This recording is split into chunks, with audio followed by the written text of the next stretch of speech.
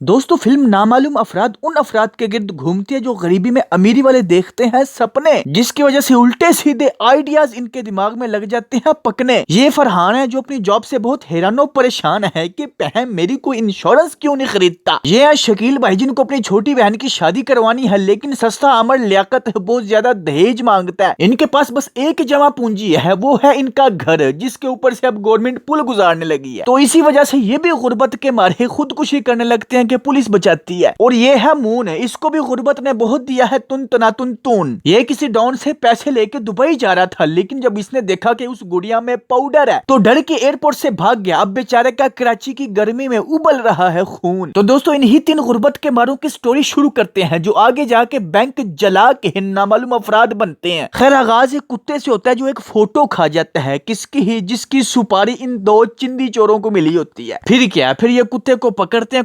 कुत्ते की मौत मार के उसका पेट पाड़ के उसमें से फोटो निकालते हैं। ये फोटो मून की होती है जिसको ये मोटो घर से निकाल देती है किराया ना देने की वजह से। फिर शकील भाई रास्ते में मून को देखकर किराए के लिए ऊपर वाला कमरा दे देते हैं, लेकिन इस कमरे में फरहान भी किराएदार बन के रह रहा होता है। तो फरहान कहता है शकील भाई ये किसको उठा लाए हो? तो शकील भाई आगे से कहते हैं तुम किराएदार हो, अल्लाह से डरो, अल्लाह से डरो।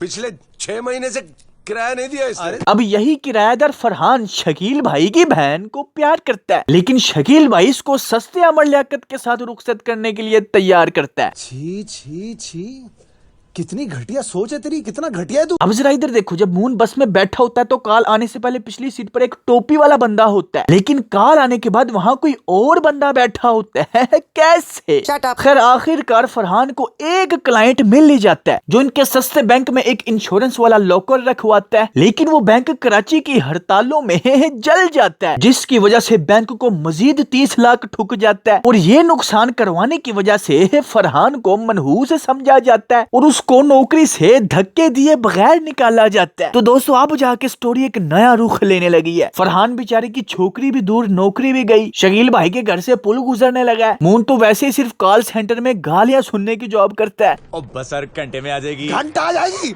अरे आवाम को फुदू लगा रहा हूँ, बिजली आती है चली जाती है, इतने लंबे लंबे बिल भरते, शर्म नहीं आती तुम लोगों को? हेलो मेरी सर, बीवी सामने सर आवाज नहीं आ रही। अरे तेरी हेलो। बहन की। और रात को लड़की बन के फेसबुक पर लड़कों से दिल दियां गल्ला करता है। हेलो सलीम, मैं सिमी, मुझे 100 रुपए का इजी लोड करा, फिर मैं तुम्हें अपनी तस्वीरें भेजूंगी। फिर क्या, फिर फरहान और मून एक प्लान बनाते हैं कि हम भी बैंक में एक लॉकर लेंगे, हड़ताल होगी, बैंक को हम जला देंगे, फिर हमें भी एक लॉकर का 30 लाख मिलेगा। यार इतना टैलेंटेड बच्चा। उधर शकील भाई को जब खुदकुशी करने से पुलिस बचाती है तो ये थाने जाते हैं, शकील भाई को घर लेके आते हैं। फिर क्या, फिर शकील भाई भी इस प्लान में शामिल हो जाते हैं। उसके बाद क्या, लॉकर खुलवाने के लिए भी तो 2-3 लाख चाहिए ना, उसके लिए फिर लोगों से पैसे मांगना शुरू। ये बेचारे भिखारियों की तरह जिससे भी उधार मांगते हैं वो आगे से यही सिर्फ कहता था। होते तो तुझे मना करता। आखिरकार फरहान को उसका दोस्त बताता है कि तुझे एक बंदा पैसे दे सकता है, वो है गोगी भाई। अब ये गोगी भाई वही होता है जिसने पाउडर वाली गुड़िया मून को दी होती है कि दुबई ले जा, लेकिन मून डर के एयरपोर्ट पे ही छोड़ के भाग जाता है। फिर जब ये लॉकर खुलवाने 3 लाख रुपए लेके बैंक पहुंचते हैं तो वहां पे डाकू आ जाते हैं जो बैंक तो लूटते ही हैं, इनको भी लूट के ले जाते हैं। बेचारों ने गोगी से 3 लाख रुपया लिया था कि सूद समेत 6 लाख रुपया वापस करेंगे, लेकिन दोबारा 0 पे आ गए।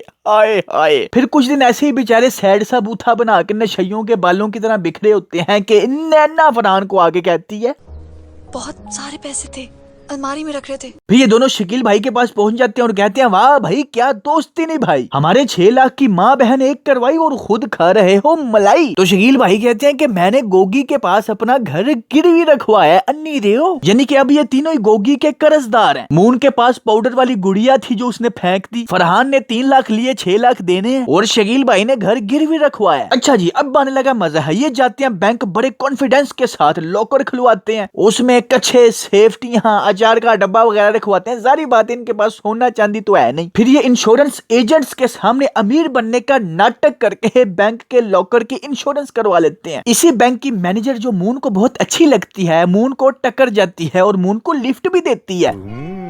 अरे वो वाली लिफ्ट नहीं चवलो हो, कार वाली लिफ्ट। और इसी लिफ्ट के चक्कर में मून का लड़की पर यकीन भी मजीद लिफ्ट कर जाते हैं और मून लड़की को सब कुछ बता देता है कि हम बैंक जलवाने वाले हैं। इसके बाद एक रात को हालात खराब होते हैं तो शकील भाई इसका फायदा उठा के हार्ट अटैक का नाटक करते हैं, क्योंकि जितनी मर्जी हड़तालें हो एम्बुलेंस को कोई कुछ नहीं कहता। ये एम्बुलेंस रुकती है जाके बैंक के सामने और ये बैंक को जला देते हैं। और उसी सुबह गोगी इनके घर आ जाता है और कहता है कि वाह एक ही घर में 3 शिकार, अन्नी देखो कहाँ है मेरा माल। इसको ज्यादा गुस्सा मून पे होता है क्योंकि उसने पाउडर गुम कर दिया होता है, क्योंकि वो पाउडर दुबई पहुंचाना होता है किसी क्लाइंट के पास और वो क्लाइंट भी अन्नीदा कोई डॉन ही होता है। और वो दुबई वाला अन्नीदा डॉन क्या करता है ये आपको बाद में पता चलेगा। खैर फरहान गोगी को कहता है कि हमें कुछ मोहलत चाहिए, कुछ वक्त दें हमें, हमारे बैंक से पैसे आने वाले हैं। तो गोगी 21 दिन का टाइम देकर चला जाता है, लेकिन इनको बैंक से सिर्फ 30 लाख रुपए मिलने हैं और गोगी को इन्होंने 1 करोड़ देना है। मून कहते हैं कि हमें मारकर गोगी को क्या मिलेगा, लेकिन अगर हम उसे 30 लाख रुपए दें और 70 लाख वापस करने के लिए और मोहलत मांगे तो वो हमें देगा। फिर ये पैसे लेकर और मोहलत मांगने गोगी के पास जाते हैं कि अचानक ऊपर से ही गोगी का वो दुबई वाला क्लाइंट जो कि दुश्मन बन चुका है आता है और सबको फोत कर देता है। वहां पे बम धमाके भी होते हैं, दोनों गैंग मर जाती हैं, लेकिन सिर्फ ये तीनों बच जाते हैं। वाह ऐसा जादू मैंने लाइफ में नहीं देखा। फिर ये बम धमाके वाली जगह से टिकटॉकर्स के कंटेंट जैसा मुंह बना के यानी कि उजरा हुआ मनहूस निकलते हैं और घर पहुंचते हैं, यानी कि इनके पास अब कुछ भी नहीं, जहां से शुरू हुए थे वहीं पे खत्म। हाँ लेकिन जान बच गई जो गोगी ने ले लेनी थी। क्या फायदा है ऐसी जिंदगी का,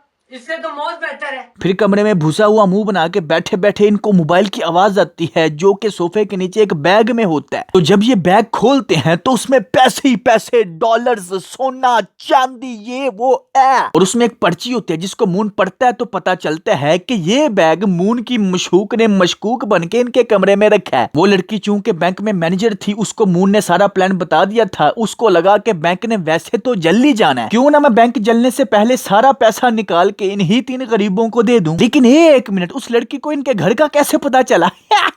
चलो कोई नहीं, पता करवा लिया होगा, फिल्म है ना। खैर अब ये सब अमीर हो चुके हैं, नैना और फरहान की शादी हो जाती है। फरहान और शकील भाई मिलके शकील भाई के खानदानी काम यानी कि अचार बनाने को बड़े पैमाने पे ले जाते हैं, यानी कि कंपनी खोल लेते हैं शम्मा अचार के नाम से। और मून दुबई में यशी कर रहा होता है। किस्सा खत्म। दोस्तों आपने इस फिल्म से क्या सबक सीखा नीचे मुझे कमेंट्स में बताएं, और नेक्स्ट किस मूवी का कॉमेडी वर्जन आना चाहिए ये भी बताएं। पिछली 6-7 फिल्मों के अगर कॉमेडी वर्जन अभी तक नहीं देखे तो वो भी देखें यार। इस वीडियो को लाइक करके कम से कम एक व्हाट्सएप ग्रुप या फेसबुक के ग्रुप में शेयर करना मत भूलें प्लीज। और अगर आप पहली दफा तशरीफ लाए हैं तो सब्सक्राइब भी करें। बहुत जल्द मिलते हैं नेक्स्ट वीडियो में। Take care, keep smiling and खुदा हाफिज।